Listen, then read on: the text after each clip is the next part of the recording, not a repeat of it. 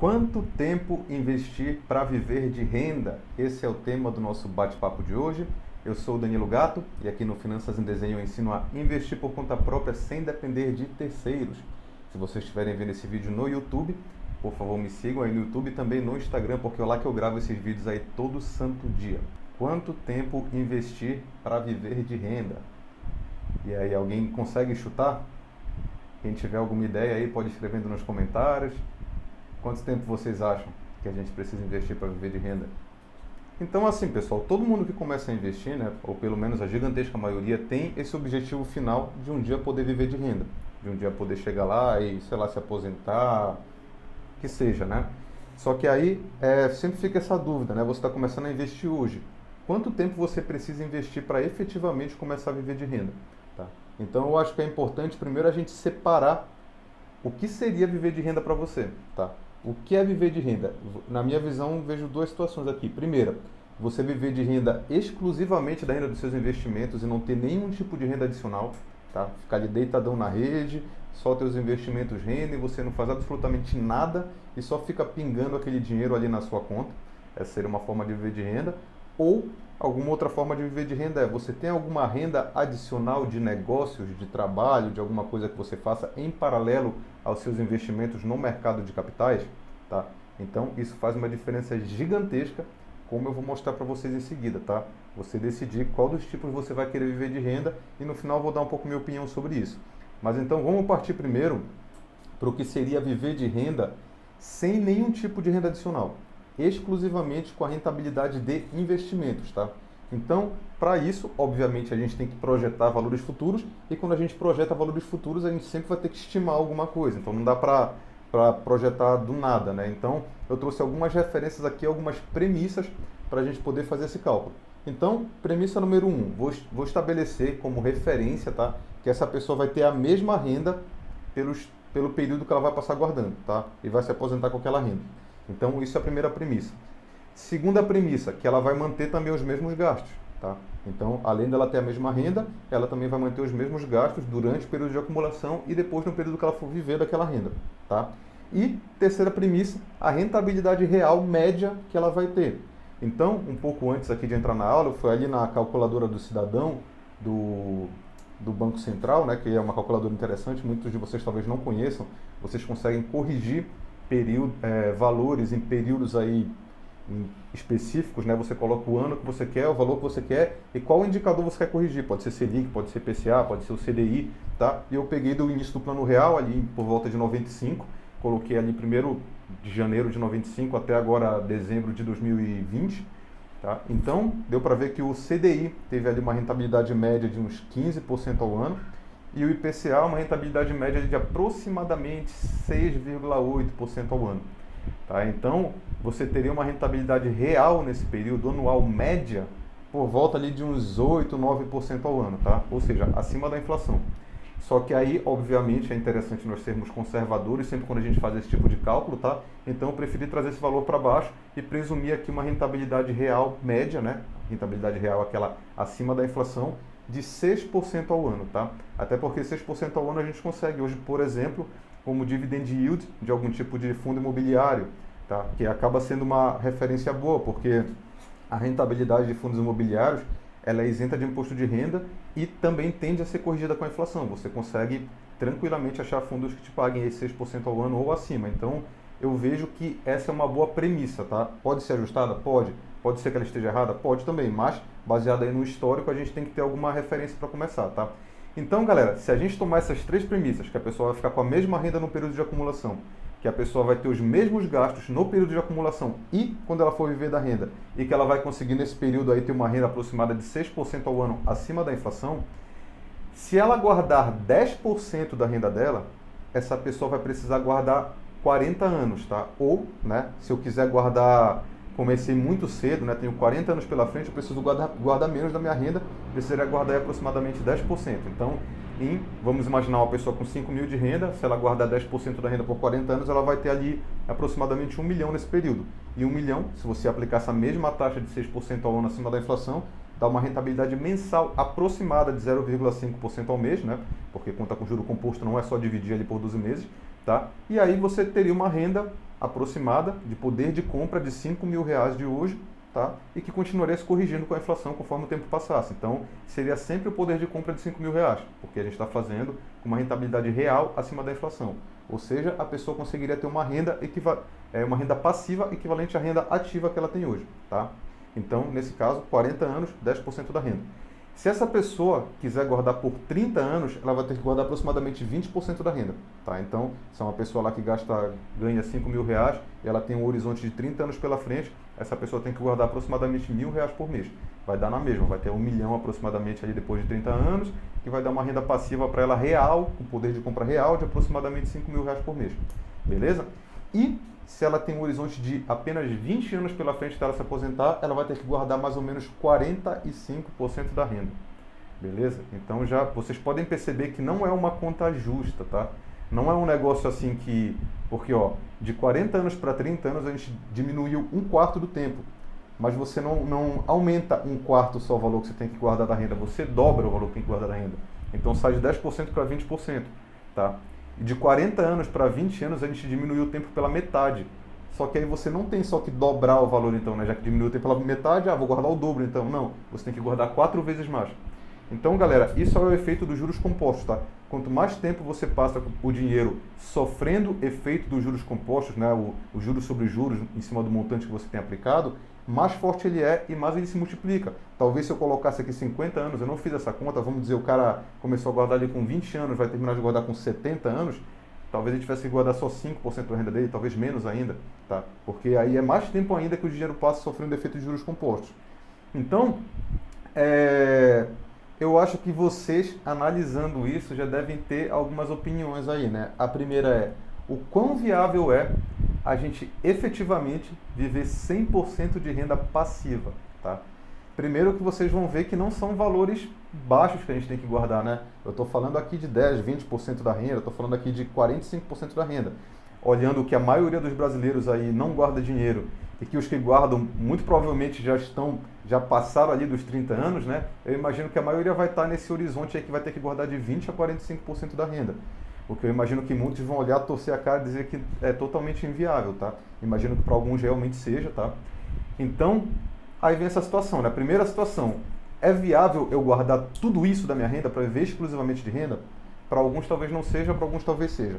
Aí a gente vem para a segunda situação. A segunda premissa é que eu presumi que você vai manter os mesmos gastos. Então, vem aquela situação, né? A gente vai ter os mesmos gastos para o resto da vida, tá? Você que tem ali uma renda de 5 mil, que manteve aquela renda de 5 mil pro resto da vida, você vai se aposentar com uma renda de 5 mil. Só que aquela renda não vai mudar nunca, tá? Vai mudar em poder de compra só, ela vai continuar corrigindo porque a gente fez esse cálculo para corrigir. Mas você não vai ter aumento, tá? Você vai estar ali fazendo nada, tá? Você vai estar deitado numa rede e aquele teu dinheiro vai estar rendendo e te pagando ali uma mesada de 5 mil. Você vai viver ali uma vida mediana, como você viveu a sua vida inteira em relação não digo em relação à renda absoluta, mas digo que você não tem perspectivas de melhoria, porque agora a tua renda é passiva, tá? E uma renda passiva, dificilmente você vai conseguir pegar aquela tua rentabilidade real de 6% ao ano e aumentar para 12% ao ano real acima da inflação. Nossa, tive um aumento de 5 mil, agora estou ganhando 10 mil por mês. Não. Você vai ter travado a sua vida num determinado patamar, tá? Então, que é uma coisa aí que não sei quantos aqui gostariam, porque lembrem de uma coisa, tá? Uma pessoa que ganha 5 mil e gasta 4 de repente, ela está gastando 4 porque ela passa ali 40 horas por semana trabalhando, né? Agora imaginem que essa pessoa agora está em casa sem fazer nada. Será que ela vai continuar gastando 4 mil reais? E imaginem que ela está ficando idosa. Os gastos dela estão aumentando. Será que ainda vão continuar com 4 mil reais? Ou será que daqui a pouco o plano de saúde dela vai ser metade disso? Tá? Então por que eu trago essa reflexão para vocês, tá, pessoal?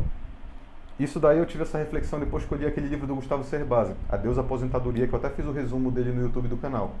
Que a gente para ver que essa ideia de aposentadoria, de a gente viver 100% de renda passiva, ela é muito inviável, tá?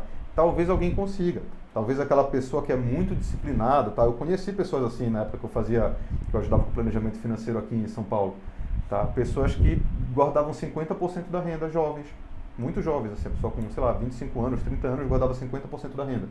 Essa pessoa, provavelmente, se ela fizer isso até os 60, aí ela vai ter uma renda passiva bem superior até a renda ativa dela. aí talvez essa pessoa consiga ter uma vida interessante, assim, vivendo de renda passiva, tá? Então, o que acontece? Qual que é a grande realidade, tá? É que a nossa renda passiva, em termos do mercado de capitais, ela tem que ser encarada como uma renda complementar, tá? Talvez uma renda que garanta os nossos gastos básicos. Mas eu não acho, na minha opinião, que é viável você encarar ela como uma renda que você vai parar de trabalhar 100%, tá? Porque, pelo que vocês estão vendo nas contas, a gente tem que guardar um percentual alto da renda, com uma rentabilidade boa, investindo bem, para ficar ali exato, né, na nossa renda. Se tiver qualquer imprevisto ali, você não consegue suprir, tá? Essa é a realidade. Muita gente não quer te falar isso. As pessoas, as empresas falam, 12% ao ano, você vai ter 10 milhões lá na frente. Só que ele não te fala que 10 milhões lá na frente equivale a 1 milhão de hoje, entendeu? Então, eu prefiro trazer a realidade para vocês. Por que eu faço isso, tá? Porque eu acredito muito, muito de verdade mesmo, em planejamento, e eu acredito muito no empreendedorismo, no poder de você ter uma fonte de renda alternativa, tá? Vou dar aqui para vocês o primeiro exemplo. Para cada R$1.000 de fonte de renda alternativa que você consegue desenvolver, seja lá como, tá? Você de repente faz um trabalhinho aqui e ali, você, não sei lá, você tem um negócio, você tem um comérciozinho, sei lá. O que você achar interessante aí na sua vida, nos seus gostos, aí no que você curte fazer. A cada R$1.000 que você tiver de renda adicional, que você conseguir manter nesse período no qual você parou de trabalhar para viver ali da renda passiva, são R$200 mil a menos que você precisa ter guardado, tá? Lembra que eu falei que 1 milhão gera aproximadamente 5 mil, com essa rentabilidade anual, real, média ali de 6%? Tá? Significa que é mais ou menos 0,5% ao mês. Significa que para cada 200 mil representa R$1.000 dessa renda, que aí 1 milhão vai representar 5 mil.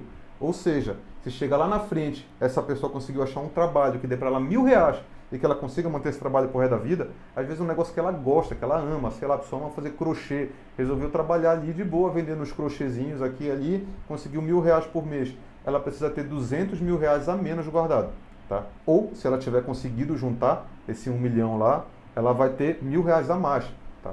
E isso, para mim, traz algumas coisas interessantes. Primeira, quando você trabalha com o que você gosta, você pode fazer aquilo pro resto da vida. E segundo, negócios pessoais, empreendedorismo não tem teto, tá?